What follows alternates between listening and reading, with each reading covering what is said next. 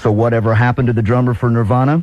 Well, he became the guitarist and lead singer of Foo Fighters. And that's not the only anomaly about this band, as we're about to find out this evening. Joining us tonight from Clatter and Din Studios in Seattle are Dave Grohl, drummer William Goldsmith, bassist Nate Mendel, and guitarist Pat Smear. Collectively, they are Foo Fighters. Good evening, gents. Hi. How's everybody in Seattle this evening?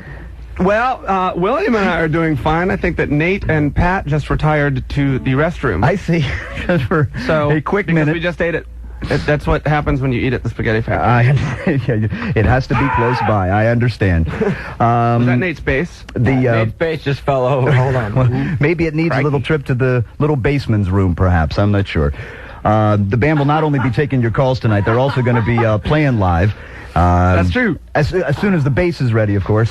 That's right. As they get ready to take off on a spring tour later on this year, and we'll have some dates to pass along to you. Dave, you guys, not too long ago, finished up Southeast Asia and Europe and Australia. How was that all in all? It was amazing. Really? It was fabulous. It was gorgeous. Yep. It was everything you would expect it to be. Is that right? And more? Except for the food. Now, here's the deal. When you go to Southeast Asia, you can't drink the water, of course. Yeah. You can't have ice cubes in any of your drinks. You can't eat fruit that doesn't have a hard shell over it. So watermelons might be okay, but never eat an apple. Taking a risk. You can't eat anything that's not cooked. And we were there for 2 weeks. Wow. And cooked heavily, huh? Well, no. I ate like Snickers bars and peanuts, I think, the whole time. Known the world. So that was a little rough. Where were you exactly in Southeast Asia? Did you play Vietnam? I know they've opened that up. No, we went to Singapore, Bangkok, Manila, Hong Kong, and Jakarta. So it was pretty wild. Wow. It was pretty insane. Sounds like an it was so... I didn't think that anyone down there was familiar with our music at all, and we were on tour with the Beastie Boys and Sonic Youth, right? So we would open the show. Sonic Youth was after us. Beastie Boys were last, and I think they don't get many rock shows down there. And we heard all these horror stories, like, yeah, well, the only rock band that's been down there was Metallica, and everyone was burning cars and looting. Wow. So, but we didn't have any of that. And did you feel maybe they did or were familiar with some of the material, or was it pretty new to them? No, yeah. I mean, a lot of the... I think that in some countries we actually have gold records down there. Outstanding. So it was pretty bizarre. I just had no idea. Just stay away from the amazing. apples, then. What's that? Just stay away from the apples, then. Just stay away from a fruit without a hard shell. Pardon me. I think we understand. Currently riding high on the charts and climbing still from their debut album last summer, here are Foo Fighters on Rockline and Big Me. Foo Fighters on Rockline. Gentlemen, we have them backed up for miles here on the telephone to speak with you this evening, so let's get right to it. Todd is going to start us off. He's in Zanesville, Ohio tonight, listening to QFM 96 in Columbus. Todd, you're on with the Foo Fighters. Hey, what's happening? How you doing, Todd? Pretty good. Hey, Dave. Hey, you know what? I was actually born in Ohio. Whereabouts? History bluff surrounding the name of the band. Wait a minute, one question at a time.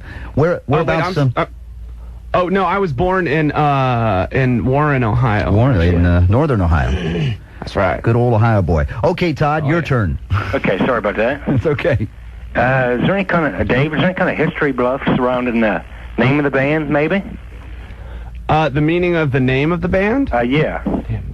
Yeah, in World War II, fighter pilots over Europe, they spotted these glowing balls that would sort of chase them around and zip around them in combat, and so they gave them a nickname. They called them Foo Fighters, and one of the reasons is Foo, or Feu, is French. I don't know how you say it. It's French for fire, and there was a comic strip that had this guy in it that his phrase was, where there's foo, there's fire, and he spelled it F-O-O, and blah blah blah.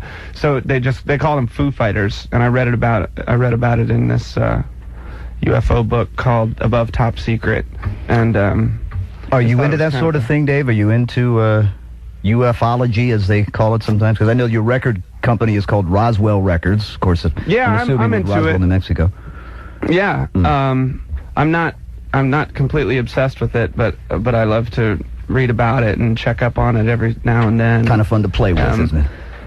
It's fun to play with, and I am a believer, but don't expect the band to be coming out in spacesuits anytime soon, because Right. I just don't want it to be this all-encompassing sort of image factor. I just think the space thing is being taken a little too far. Indeed.